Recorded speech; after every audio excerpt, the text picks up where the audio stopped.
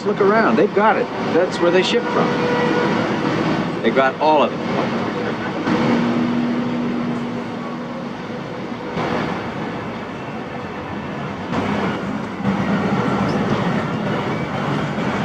What? What did you do? I told him a story. You play games? I told him a story.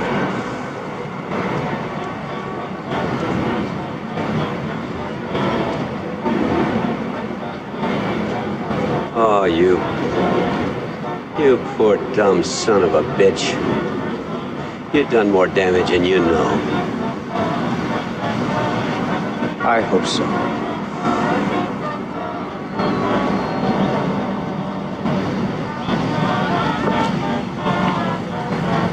You're about to be a very lonely man. It didn't have to end this way. Of course it did. Hey, Turner.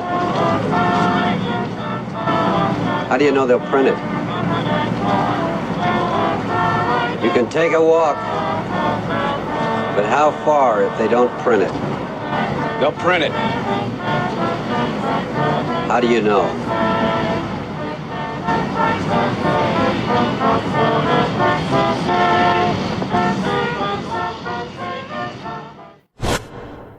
You're listening to the Corbett Report. Welcome, friends. James Corbett here once again, CorbettReport.com. This is the Film Literature New World Order series where we examine different works of movies and books and other cinematic and artistic works for their deeper meaning and deeper value. And today we have an interesting conversation lined up on 3 Days of the Condor, the 1975 film by director Sidney Pollack, starring Robert Redford and Faye Dunaway. An interesting movie, a very exciting spy thriller.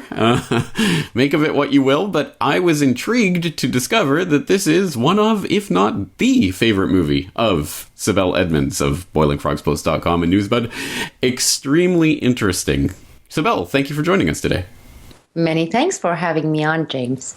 Well, I guess we have to jump straight into this. What appeals to you about this movie? Why is it so important for people to see this movie? Well, several things. I think it's one of the better movies on the CIA and how convoluted and shady that organization is. We don't have many movies that depict CIA. I'm not saying it depicts it perfectly or objectively, but if you put it in relative terms, let's say take all the Hollywood movies that have been made with CIA theme, and this one shines compared to the others. So relatively speaking, it was a well done film, not making CIA and the CIA agents into some heroes and the 007 image that they like to give to this despicable agency.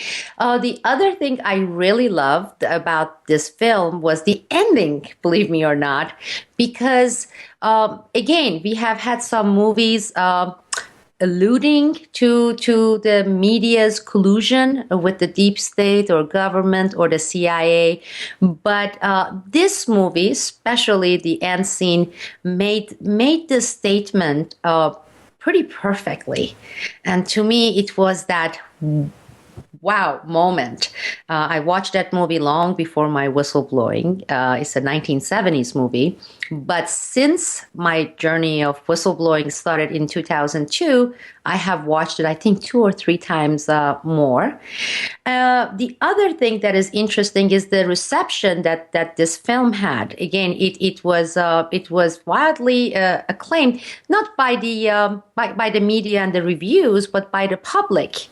And if you were to compare the public's reaction or them being receptive to this film at that time, that period when the movie came out, and you look at it now, even when some movies are made about, let's say, semi-legitimate whistleblowing, you see a pretty big difference in reaction. Usually those types of movies today, they don't get as much viewership or positive reviews. I remember going and watching Kill the Messenger, the one that was made on Gary Webb. And I know that movie made very little money and people didn't like it. And I went and read the reviews and people were thinking that it was boring and it was grim. It should have been an eye-opener because, believe me or not, that was a pretty well-made movie. I went in there with my biases thinking it was going to be awful. They were going to dramatize so much and they were going to add so many things that really did not exist in the real journey of Gary Webb. But surprisingly, they did a great job. The day I watched that movie, there were only 3 other couples in that movie theater. And all 3, I would say, were over 65. To me, that kind of tells me something about the difference in that has taken place.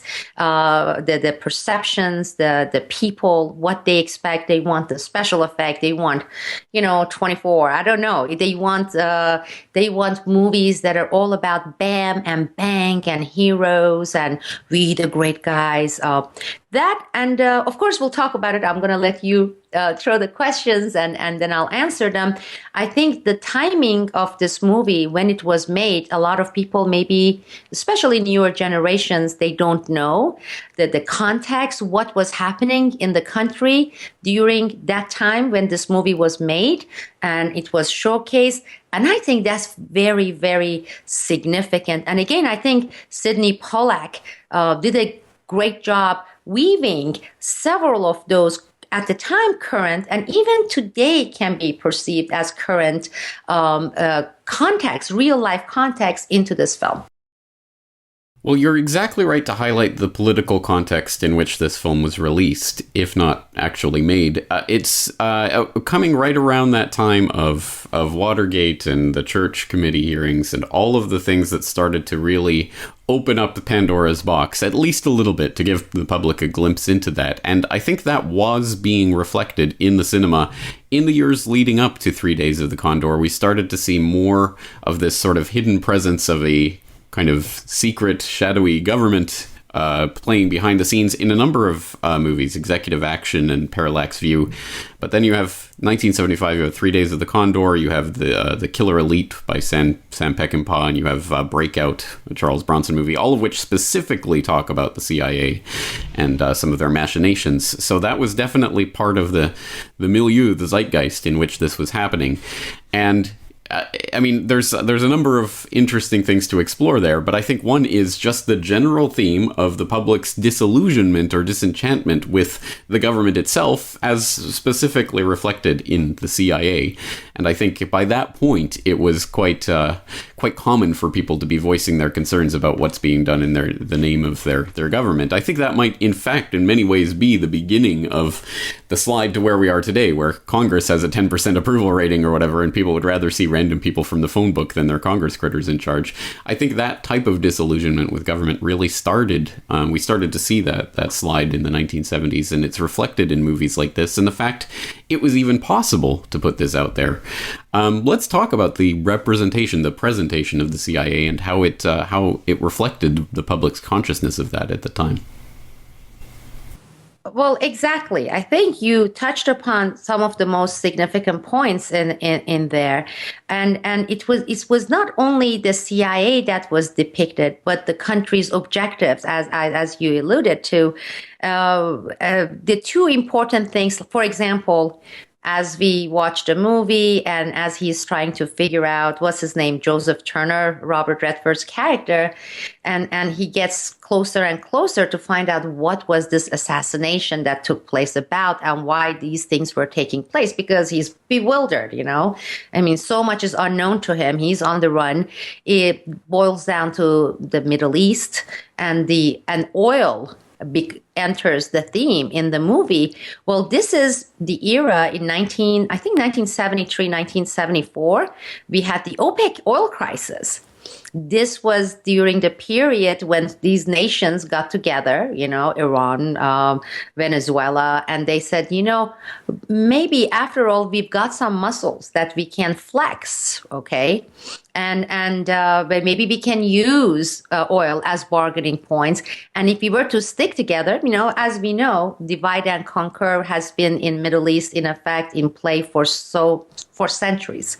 And instead of being on each other's throat, we can say this collectively and put pressure on the West, especially on the U.S. And this was again another turning point in U.S. foreign policy of how to escalate the divide and conquer games and all the operations that they began implementing afterwards to ensure that something like that would never take place again.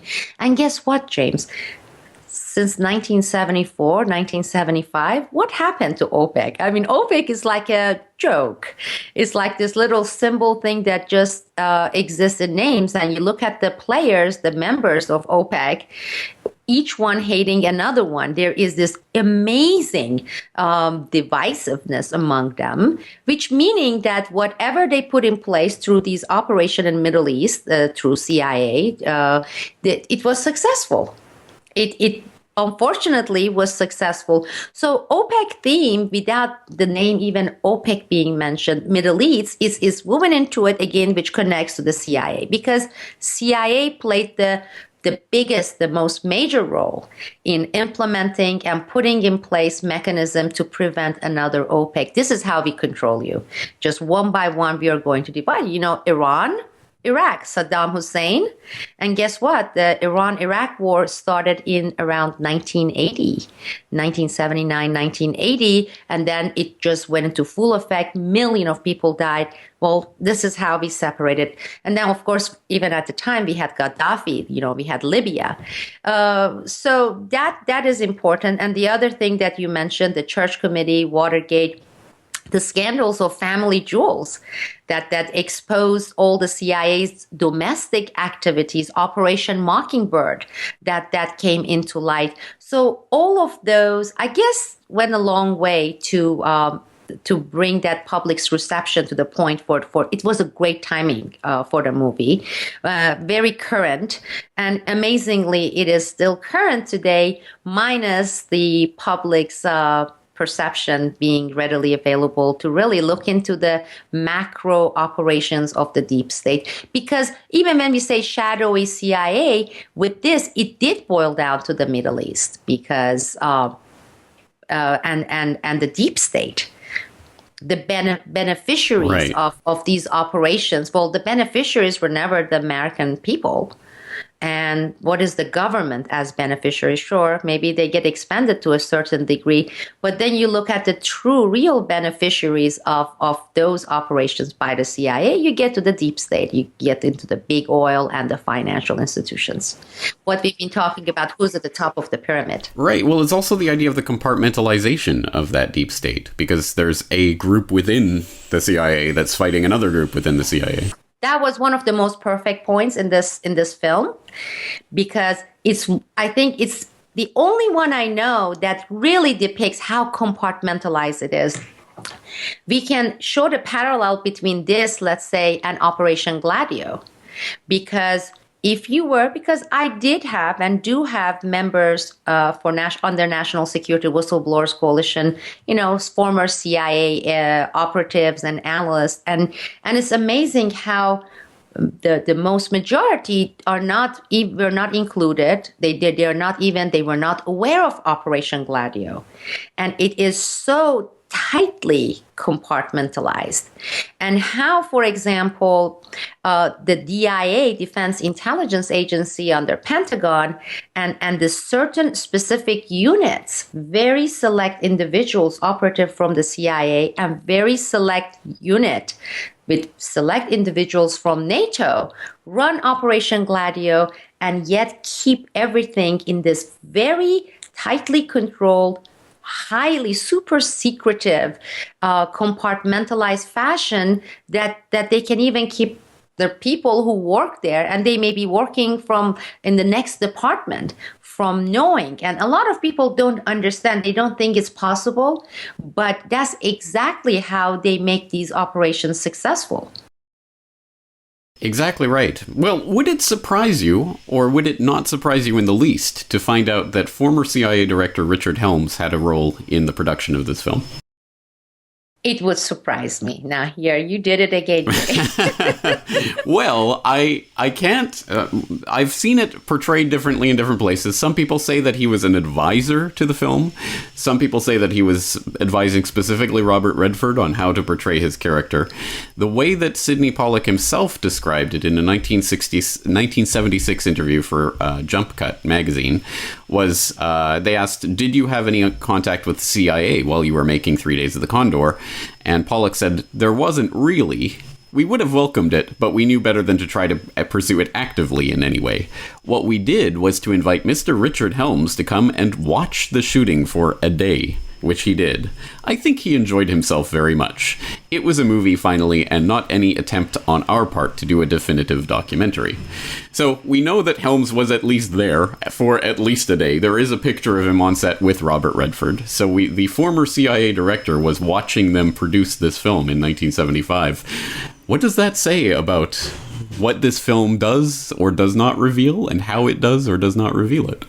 Oh, that's the question. That's a very interesting question, because it begs a question saying, was this a well calculated, like many things have been, well calculated limited hangout that was because I mean, we know, as you said, the cooperation and the tight partnership between the CIA and the Hollywood. We also know Israel's role, okay, in Hollywood industry. I mean, I encourage anyone and everyone to find any major producers or directors or the really top decision makers in Hollywood who are not avid supporter of Israel and who are not actually Zionists. It's impossible to really come across them. You know, even there was a time when some of these agencies, they were working with some production companies. They approached me for optioning my book for the movies, and I was doing a little background check on the proposal coming. Who are these people? Who's going to make this film? And then in the end, the integrity of the book became more important than maybe making a few bucks, even though I needed the few bucks really badly. But it's both elements being present there in Hollywood. Then it begs a question saying, and CIA knowing that is coming out, and nobody doing anything trying to either limited. Maybe it was limited. Maybe it was not as good. Maybe it was better. We don't know how much was cut, how much was kind of made into a more milder expression of things. We don't know about that. Or is it that in some ways, and I'm just throwing a hypothesis here, it just like with NSA and Edward Snowden, did it become something that why not slowly, gradually put this as the reality, the facts on the ground in the public's mind, because eventually it would desensitize the viewers, because people would say, what's new? That's what they are supposed to be doing, the CIA. You know, I mean, it's not very different than the discussions we have had. Why would they, for example, strategically go about releasing all the stuff with NSA, Edward Snowden? I don't know, 1 million documents, 3,000 is out. Well, if you look at it now and take a step back and say, from the moment that it became a big hot story until now, what has it achieved? The only thing it has achieved in the people's mind, majority's mind, it has normalized NSA's penetration and complete surveillance system. No longer anyone can be outraged or surprised. So they have gotten that out of the way. That, if you compare it to 2005, 2006, how everything was tightly controlled because they didn't want to have that kind of reaction from the public. And then like gradual, slow leaks, we had New York Times coverage. Then maybe they said, heck with it, let's put everything out. So it's a slam dunk. It's a done deal. Everybody knows and everybody has accepted. As far as I see, everybody has accepted. I think today, because of thanks to Edward Snowden, every American would tell you, yes, that's what they do. And they have been seeing this, and nothing has happened. Where is the outrage? Where is the backlash? Where were the hearings? Have we had hearings in Congress? Like things like the church committee, even though it was for show mainly, they didn't even have that. So Edward Snowden's leak didn't even bring about any congressional hearings. It just made it, let's do it openly.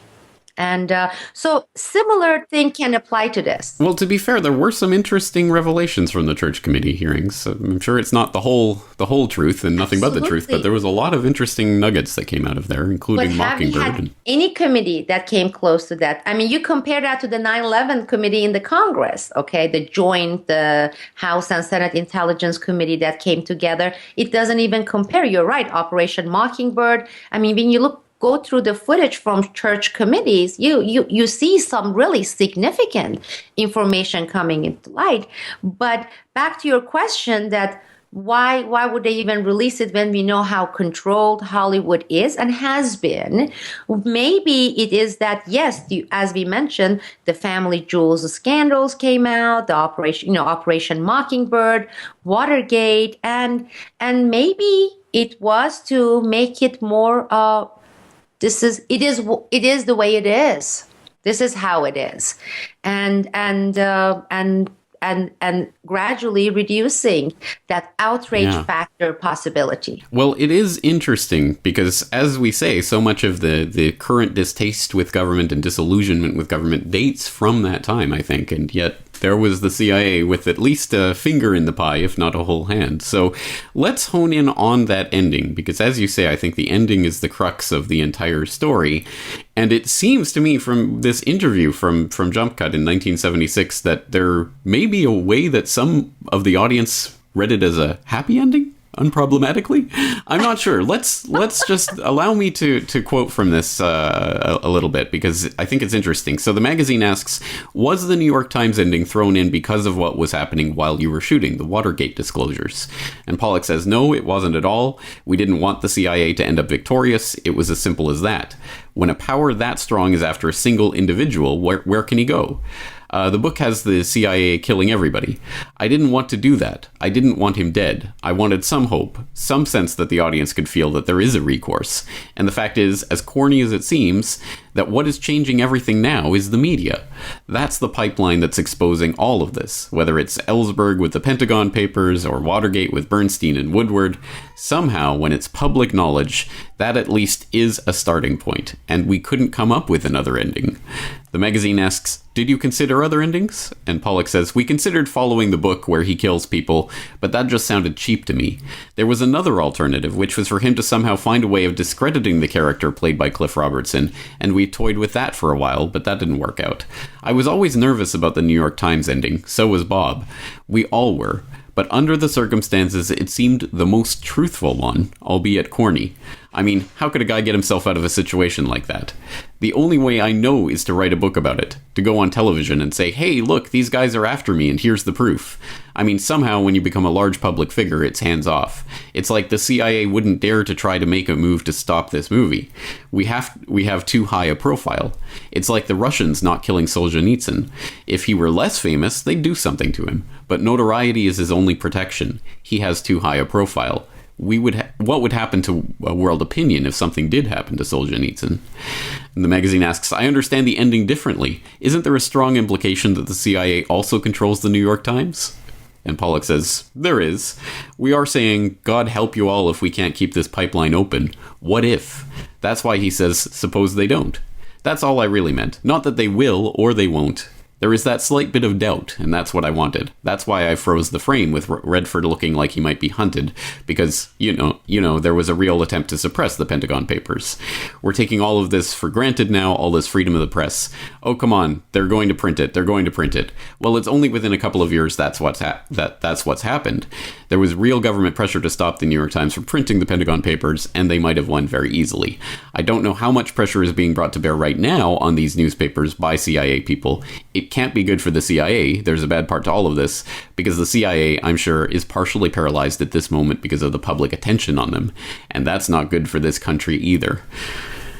The conversation goes on from there. I'll, of course, include the link to this interview so you can read through it for yourself. But what do you think about that take? Was he given an honorary ambassadorship position, being so diplomatic, answering those questions? That's what I wonder, because he just sounded like many spokespersons for the State Department is answering the question and then backtracking and then saying yes and maybe. It's like, what are you really saying with the CIA? And even if today we can sit down and truly look at what truly happened with Pentagon Papers and the New York Times. And I was one of the believers of this is what took place. Of course, all the President's Man that I had watched, when I was growing up. And to me, that was the history. That was the real story. But again, after becoming a whistleblower, after getting to know so many of these people, individuals like Dan Ellsberg and one of his biggest supporters, Morton Halperin. And Morton Halperin was the top guy hired by Soros. He was the guy to make decision which organizations, which alternative news organization gets how many $1 million. I started questioning some of the narratives that I grew up believing in, and what is being taught in the schools, in the history books of this is what happened with Watergate. I don't think we are even close to know what really was Watergate and how it happened, and the Deep Throat and the Washington Post. So to get optimism and using example of Watergate and the New York Times, I think does not really apply for those of us who question everything and they don't take things in it's their face value. But as far as optimism, no, I believe. And I felt, especially after becoming a whistleblower and dealing with the media, that exactly that situation persists today, and it's been true. Nothing has changed. He's like, they can go on TV. Exactly right. Right before Haster's election in 2006, or it was 2008. I gathered two people who were not whistleblowers, but they had the documentation on Dennis Hastert. And we did meet with some major editors, And because we said, people had the right to know. And I convinced these individuals from the FBI Justice Department to go with me and meet with this Darth Vader editor. And we gave them documentation, 3 witnesses, 2 veteran agents, and they were not whistleblowers. They were not so-called disgruntled employees. A whistleblower with the most gag orders, and documents. They didn't print a single word. And he got reelected. Dennis Hastert got reelected, and that pedophile right now, he's being pardoned or whatever is happening with him. So, or the same thing with Russell Tice and people who went to the New York Times on the real stories on NSA. Well, those real stories still, they haven't been printed. For example, the aspect that deals with blackmail and how congressional people are blackmailed with information collected. Well, that never made it. We made podcasts. Guess what? These people were willing to go on TV, as Sidney Pollack is referring to, and the newspapers, the TV, stations, they don't cover it. So I don't think it's optimistic. I think it's realistic. That's the part that I truly enjoyed. To me, that was one of the most profound moments in that movie. And he turns out and he says, well, here it is, and I'm going to expose. And I gave it to them. And after that brief pause, Cliff Robertson says, hey, Joe, and he turns around and looks at him, and Cliff Robertson says, how do you know they're going to print it? And the expression changing in Robert Redford's face, to me, that was the most significant, most magnificent scene in that entire film. And I think whether it was intentional or how much calculation they went through, that was a great ending. And that was the reality of it. probably the public would never get to see what he had and what he gave them. And that's the reality of it. And that reality equally, or if not more, applies today to any of the whistleblowers. And when I was working at the FBI, the counterintelligence department, I mean, I was exposed to how a certain nation's people's intelligence would talk to a certain high-profile people, let's say Grossman in the State Department. And then the State Department the guy, Mark Grossman, would say, don't worry, we write a nice article, we'll fax it. Back then they used fax to the New York Times, and it would be printed under this very high-level, well-known journalist, okay, in order to make this and this thing easier for you.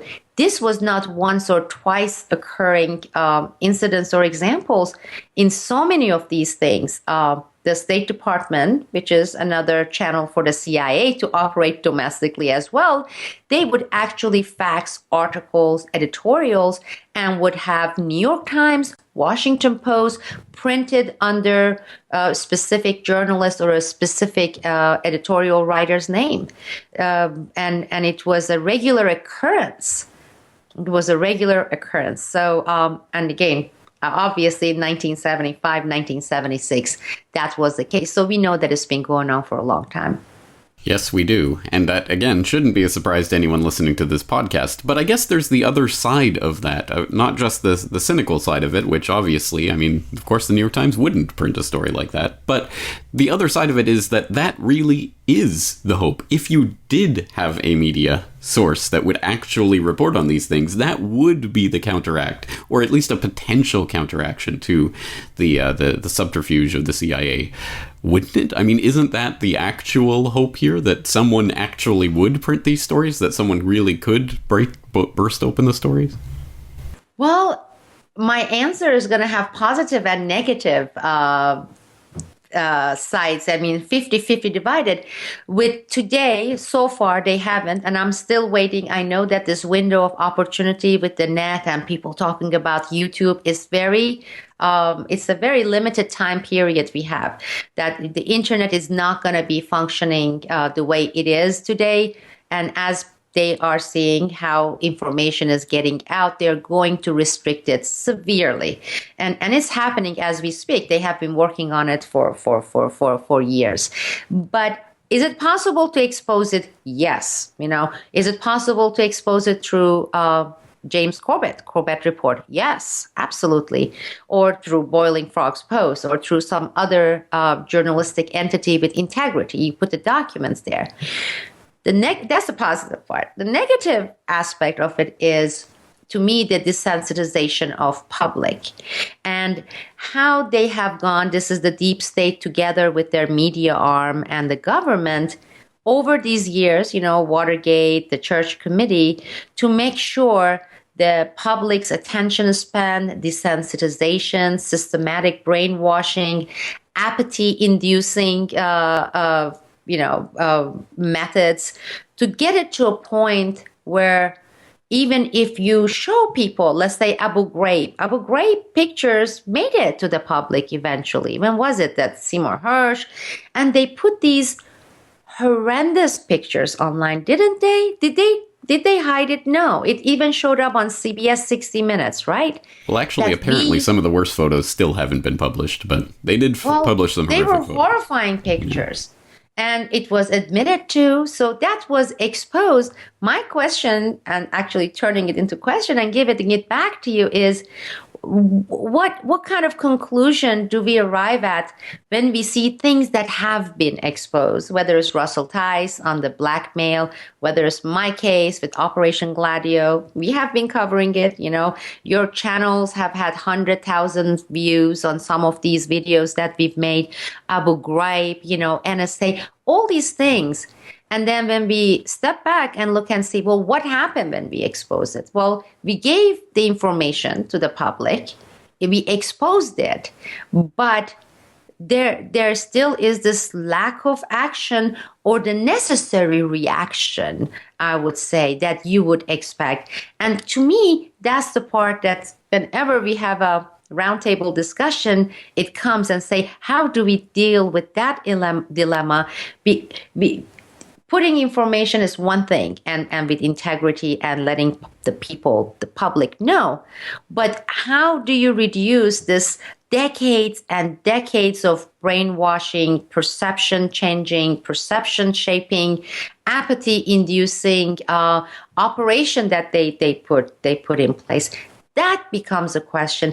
Is it the lack of information, or is it something else? And to me, that's the question, James. Well, yeah. Well, that's a good question. And I think the answer to that question is probably it's a lack of information in a certain sense. It's a lack of information about how to deal with this information, what to do about this information, because you or I are not going to be able to single-handedly change the operations of the CIA or anything of that sort. So what do we do? I mean, people know about this. And I think that's one of the things that's important about this. Our perception of what the general public thinks often comes from the mainstream media, which of course is never going to tout our successes. It's only ever going to tout its own successes in brainwashing and propagandizing. So I think there is a much bigger groundswell of support for questioning and understanding a lot of this information than was generally portrayed. But because people follow what they see on TV, I think they'll tend to go along with what the predominant narrative is. So now we can all turn and hate Saudi Arabia for 9/11, for example, because we knew they were covering something up. Oh, that's it. It was just going through my head as you spoke about that, and how they have been made as the answer to 9/11, the scapegoat. I was subpoenaed for one of the lawsuits against the Saudis by the family members. That was when government invoked the state secrets privilege for the second time. But to see this Saudi Arabia as an independent, separate entity there that does this, rather than going up the chain, and when you go to Saudi royal family, Prince Bandar, and you ending up again with the United States deep state and government, Saudi royals wouldn't exist if it weren't for us. I mean, millions, tens of millions of people, they wouldn't exist. We created the Saudi royals. We sustained the Saudi royals. Their military is our military. Their intelligence, they don't have CIA like Saudi, is our intelligence. So there is no such a thing as a Saudi government or Saudi entities with the Saudi objectives that they are making it to be. And to this date, again, there has been this faction of 9/11 activist movements and even some of the family members who have an issue with that. It's easier to think, maybe it's nationalism, James, is to say that some evil foreign entity with their interests and objectives did that to us. It was not our own deep state here, our own government doing it to us. So how much of it is wishful thinking that they want to have that come true? But no matter how we try to explain, it's like, no, it's the Saudis and did it, or with some people, Pakistan did it. And again, you look at any of these entities, they are puppets and they are nothing. They are our creation. We create them, we sustain them, we manage them, we direct them. And if they have done it, it's because we have managed and directed and created them to do exactly that. All right. Okay. Well, let's bring this back to what you do. For example, The Lone Gladio. How did this film influence or not influence OG-68 or Elsie Simon or any of the characters or situations that you came up with, or the ending to The Lone Gladio, where it is exposed in the media? So yes, it hasn't really ended. I'm working slowly because of all the activities we've been engaged for, Newsbud, etc. I haven't been spending as much time with the third book because they're going to be connected. There will be 3 books on the Lone Gladio, separate but yet connected. A lot of that was shaped by, of course, Operation Gladio, the reason for the state secrets privilege, the gag orders, everything. My own experiences with the media, with Congress, which we go through that through Elsie Simon. And when she goes to Congress, and she goes exactly to the guy who's like the wrong guy, which we have covered earlier in the book, again, so reality-based, based on real experiences or the media, but also it deals with the compartmentalization. This movie, I don't know if this movie in any way influenced that, because I mean, if you were to compare OG-68 to Robert Redford's character, Joseph Turner, for example, is this naive guy, or he doesn't know why it's happening. He was given this compartmentalized job, like a bookkeeper, like an accountant, a boring librarian job doing that. And we don't come across, I don't know even about the hitman that they hired, I mean, that maybe some layers of complexity is there with people who are in the no man's zone. They're mercenaries, and that's exactly how CIA, NATO operate, the paramilitary units or mercenary units. So how much of some of these operations are outsourced to those third-party entities? And then you start following the chain with those dark entities, like Blackwater, where you get to, etc. I would say a lot of it was shaped by facts involved in Operation Gladio, my own experience, my whistleblower's experience, and the realism that comes with there are no, I usually refer to it as these are the black hat guys, these are the white hat guys, these are the good guys. There is this really distinct separation between the good and evil. You have these mixture of good and evil in many of them, and then you are also dealing with pure evil or the dark side that is so real. That is extremely important for people to know that it does exist. And maybe the word evil is not the best way to describe it, but the dark side is saying, because to this date in our country especially, there are people who say, yes, we know CIA, they do a lot of horrible things, but it's for the good of the nation. How they like Sidney Pollack said there, basically. Right. I mean, I don't know how valid this latest survey they did was. It was, I think, Pew Research and another one. And they said, I don't know how much of it is Donald Trump effect, etc. But to date, it was something like 64% of people said they found waterboarding to be justified and that we need torture in place. We may even need more torture in place. I would bet with you, James, the same, let's say, survey, assuming it's valid, as you know, we have to question all these survey results. Maybe that's normalizing in the mind of public when people say most people think it's okay, and I want to confirm possibly. But let's say their result is valid. If you compare it to what they published in 2004, 2005, a decade ago, you would see the difference. Why it's escalating. Is it that desensitization with Abu Ghraib, with all the speeches thrown by some of these candidates, etc.? Because today more people in the United States are pro-torture, according to the findings, and they want more. We got to torture them more. And ISIS, they are cutting heads in those videos, professional videos. We got to do 10 times worse to them. We're going to hang them, upside down from the ceiling and do things to them. These are the things that makes me pause and say, okay, this is during the internet era. This is during the era with all the alternative news outlets out there operating, putting it out there. And what is happening to the level of apathy? It's increasing. What some people may call the moral principles decreasing. And how do we counter that?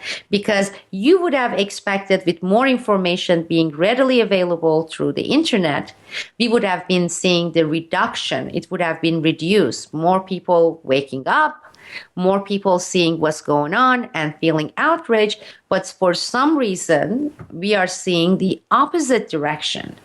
And that is truly disheartening. And then some people say usually things have to get much worse before it gets better. So I don't know how valid that point of view is, that before things start going towards positive direction has to get much worse. I don't know. I don't know if I subscribe to that notion. So speaking of Newsbud, As people will have seen, the Newsbud Kickstarter did not reach its funding goal, and thus the project is not going ahead in that form at the time schedule as was first indicated. So what is going to happen with this online independent news source?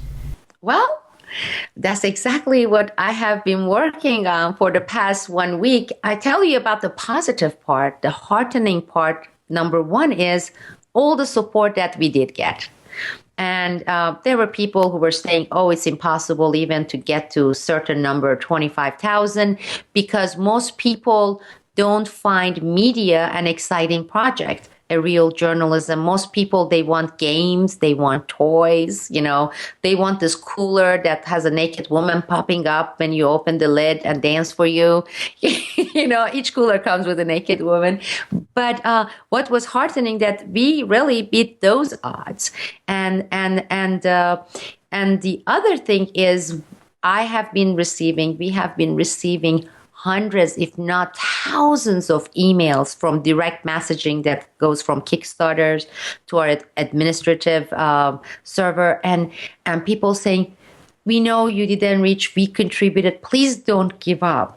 I mean, is it possible to take what you have and maybe break it into phases? Or maybe is it possible to start much leaner and smaller and then try to grow from there? Can you please come up with some ways to revive this and say, well, it's not feasible at this point with the level of support or interest or the number of people who know about this project to reach this, but this is reachable. What can we do? You, Newsbud team, and us, the supporters, what can we do to make this project a reality? And don't let it, because the idea, the notion, the principles behind it, they're just too good to just discard. Are you going to discard? And with me, I went through that during my whistleblowing journey. I would go to Congress expecting, when I was naive, James, not now, I don't think that way now.